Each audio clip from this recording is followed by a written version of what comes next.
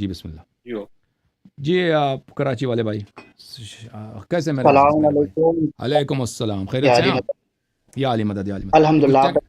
کچھ technical problem آیا تھا اس لیے آپ کے کال میں جو ہے وہ کچھ خلل آ گیا تھا. معذرت چاہتے ہیں. بسم اللہ کریں. اللہ تعالیٰ کا بڑا احسان ہے.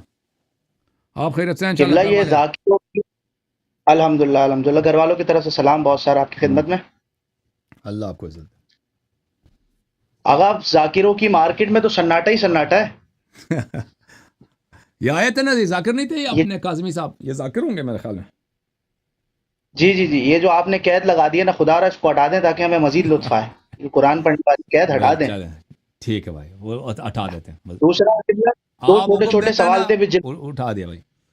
جی ارے بہت بولے شکریہ. بس دو اوپر بھی سوال نہیں آئے. چھوٹے. جی جی حقیقت ہے ظاہراً کچھ بات کرنے کے لیے کچھ علم ہونا چاہیے. قرآن نہیں آتا، حدیث نہیں آتی، تو یہاں کیا کرنے کے لیے آ رہے ہو؟ ابھی آپ نے آیا تھا نا، ہم نے ان سے پوچھا کہ آپ کے پاس واضح دلیل دے دو، کہتے واضح دلیل نہیں. ہم نے کہا سب سے چلیں سب سے جو مضبوط ترین دلیل دے دو. وہ صدقات والی حدیث لے کے آیا تھا. اس میں بھی وہ بھی ان کے مطلوب پہ نہیں تھا. وہ اس سے ثابت ہو رہا تھا کہ شادی ہو سکتی ہے غیر سے. بہرحال اللہ آپ کو عزت. نہیں، سب سے زیادہ لطف اندوز سین وہ تھا کہ جب انہوں نے کافی سے حدیث پڑھ لی، اس کے بعد کہہ رہے ہیں آپ لسان عرب ہیں، آپ کریں. آپ کہتے آپ ترجمہ کریں. بالکل صحیح بھائی آپ استدلال کر رہے ہیں، آپ اپنی بات کو کمپلیٹ کریں. شیخ صاحب نے تھوڑی ٹھیک لیا ہوا ہے. تو اچھا قبلہ میرے بس دو سوال تھے، جلدی جلدی پوچھتا ہوں، بس آپ جلدی جلدی جواب جی دیجیے گا. ایک سورہ تھی میرے ذہن سے، ابھی حضور ذہن نہیں، آپ کا شکست دے رہا ہے آپ کو، آپ کے یقیناً زیر نظر ہوگی، زیر حضور ہوگی. وہ یہ کہ جیسے یہودی جو تھے، یہودی قوم جو ہے وہ اپنے علماء کی پوجا کیا کرتی تھی. یعنی جو وہ کہہ دیا کرتے تھے ان کے لیے وہی حلال ہے وہی حرام. اس کے خیال میں سے جعفر صادق علیہ الصلوۃ والسلام سے بھی سوال ہوا تھا، وہ آئی آ رہی ہے بالکل. کافی میں روشنی ڈال دیں. یہ ذاکرین کا جو ٹولہ، جس طرح ان کو جو ان کے جو فالوورز ہیں، ان کے جو فینس ہیں جو ان کو سنتے ہیں، وہ اب انہی کی بات پہ جو حلال اور حرام پر انہی کی بات، حدیث سے معصومین سے کوئی غرض ہی نہیں.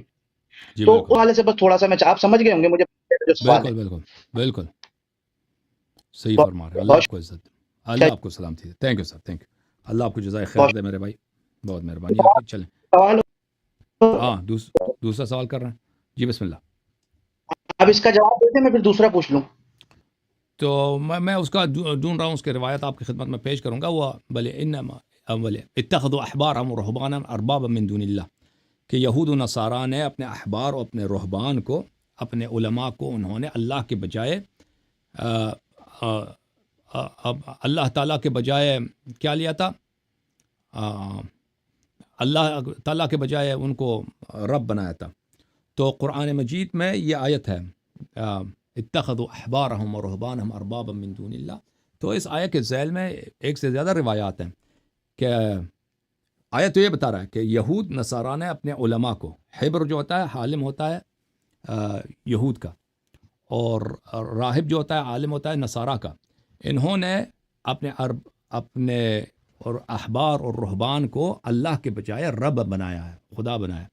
تو ہم جعفر صادق علیہ السلام فرماتے ہیں کہ اللہ کی قسم انہوں نے کبھی بھی اپنے علماء کی پرستش نہیں کیا، اپنے علماء کی پرستش نہیں کیا، بلکہ انہوں نے ان کے لیے نماز نہیں پڑھی، ان کے لیے روزے نہیں پڑھی، ان کو خدا نہیں بنایا.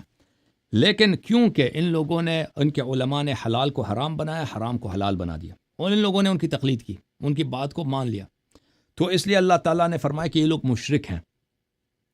علماء نے، یہود و نصارہ کے علماء نے شریعت چینج کی، دین میں بدعتیں داخل کی، حلال کو حرام کیا، حرام کو حلال کیا، عوام نے ان کی تصدیق کی، قرآن نے ان کو مشرک کہہ دیا کہ یہ غیر اللہ کی پرستش کر رہے ہیں، عبادت کر رہے ہیں.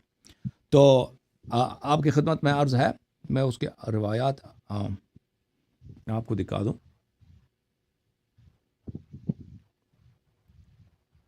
اگر مجھے مل جائے. چلیں پھر میں ایک منٹ میں، یہ ہے یہ ہے آیا یہ، اور روایت بھی دکھا دیتے ہیں. اتخذوا، یہ سورہ مبارکہ توبہ میں، اتخذوا احبارهم ورهبانهم اربابا من دون اللہ. انہوں نے اپنے کیا کیا بھائی؟ انہوں نے اپنے احبار اور رہبان کو، اپنے علماء کو اللہ کے بجائے اپنا رب لیا، اپنا رب بنایا. والمسیح ابن مریم، اور مسیح ابن مریم کو بھی اپنا خدا بنایا، کیونکہ وہ کہتے ہیں اللہ ہے نا، وما امروا الا لیعبدوا الہا واحدا، اور اللہ نے ان کو کیا حکم دیا کہ صرف ایک اللہ کی پرستش کرو، لا الہ الا ہو، اللہ ایک ہے، سبحانہ، اللہ بے عیب ہے، عما یشرکون، ان کی یہ جو شرک بناتے ہیں۔ تو قرآن نے ان کو مشرک بتایا۔ ملاحظہ فرمائی اصول کافی میں جز نمبر 1 چاپ دال کتب الاسلامیہ، یہاں پہ حدیث ملاحظ باب التقلید میں، تو وہ بھی تقلید کے باب میں، قلت اتخذوا احبارهم ورهبانهم اربابا من دون اللہ، فرمایا اما واللہ ما دعوهم الى عبادت انفسهم ولو دعوهم ما اجابوهم، اللہ کی قسم احبار رہبان نے کبھی خدائی کا ادعا نہیں کیا اور کبھی لوگوں سے نہیں کہا کہ ہماری عبادت کرو۔ اگر کوئی عالم نصارہ کا، یہودیوں کا یہ کہہ بھی دیتا نا کہ میری عبادت کرو، تو یہود نصارہ اس کی بات نہ مانتے، لیکن قرآن نے ان کو کیوں مشرک بولا ہے کہ انہوں نے ان کو خدا بنایا؟ ہاں، احلوا لهم حراما وحرموا علیہم حلالا، کیونکہ علماء نے ان کے لیے حلال کو حرام کر دیا، حرام کو حلال، شریعت چینج کر دی، اور انہوں نے مان لیا، فعبدوهم من حیث لا یشعرون، تو یہ مشرک بن گئے، یہ ان کے علماء ان کے معبود بن گئے اور ان کو پتہ بھی نہیں تھا۔ دوسری روایت دیکھ لیں، امام جعفر صادق علیہ السلام اسی آیے کے روح میں فرمایا واللہ ما صاموا لهم ولا صلوا، اللہ کی قسم انہوں نے اپنے علماء کے لیے کبھی روزہ نماز نہیں رکھا، نہیں پڑھا، ولیکن احلوا لهم حراما وحرموا علیہم حلالا فاتبعوهم، اللہ نے اس لیے ان کو مشرک کہا ہے کہ علماء نے ان کے لیے حلال کو حرام، حرام کو حلال بنا دیا، اس لیے ان کو اللہ نے مشرک کہہ دیا۔ تو میرے محترم ناظرین، ذاکرین جو آپ کے لیے حلال کو حرام بناتے ہیں، حلال کو حرام بناتے ہیں، حرام کو حلال بناتے ہیں، شریعت چینج کرتے ہیں، اس کے علاوہ آپ کے عقائد میں بھی یہ دست اندازی کرتے ہیں، آپ کو مشرک بناتے ہیں یہ لوگ، تو اس سے کیا ہوتا ہے؟ اس سے آپ مشرک بن جاتے ہیں اللہ کے سامنے، تو اس سے آپ جو ہے آپ پرہیز کریں۔ جی بسم اللہ بھائی صاحب۔ ایک سوال قبلہ اور تھا، اجازت دے تو پوچھو، بس اس کو بھی جلدی سے کمپلیٹ کر دیجیے گا۔ بسم اللہ بسم اللہ۔ لہری صاحب کے ایک میرا سوال تھا، کافی ٹائم سے میرے سوچ رہا تھا کہ میں کس سے پوچھوں، اب ظاہراً آپ جیسی شخصیت موجود ہے تو حق یہ بنتا ہے کہ آپ ہی سے پوچھا جائے، اور وہ سوال یہ تھا کہ اس پہ روشنی ضرور ڈالیے گا، میری بڑی ہمبل ریکویسٹ ہے دست ادب جوڑ کے، وہ یہ کہ کیا شیعہ بھی آیا، کیونکہ یہ آؤٹ آف ٹاپک کوشچن ہے لیکن اس پر ایک آپ کی نظر ضرور چاہیے، میرا جواب مکمل ہو جائے گا، وہ یہ کہ کیا شیعہ بھی جہنم میں جائے گا؟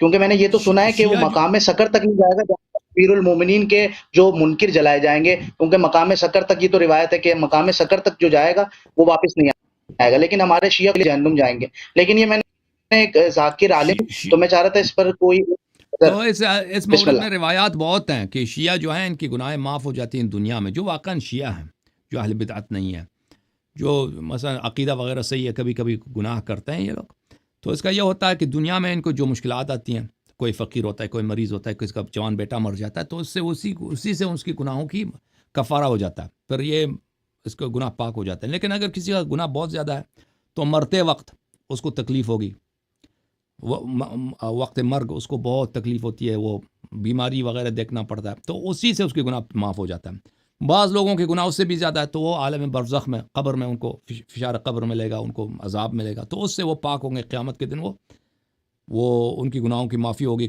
کفارہ ہوگا، وہ اس طرح محشور ہوں گے۔ بعض لوگ ایسے ہیں ان کے گناہ اس سے بھی زیادہ ہیں، اس سے زیادہ وہ جہنم جائیں گے، اور لیکن جہنم جانے کے بعد ان کو اہل بیت علیہ السلام شفاعت لیکن کر کے نکالیں گے، لیکن شیعہ ہمیشہ کے لیے جہنم میں نہیں رہے گا۔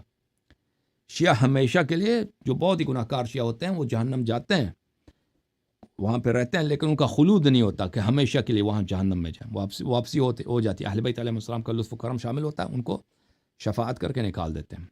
اوکے میرے بھائی، اللہ آپ کو عزت دے۔ قبلہ بہت شکریہ، مولا آپ کو سلام، بس یہ قید ہٹائیں تاکہ مزید لطف آئے، یہ ریکویسٹ کیا انشاءاللہ ٹھیک ہے بھائی، اللہ آپ کو عزت دے، بہت مہربانی، خدا حافظ، خدا حافظ۔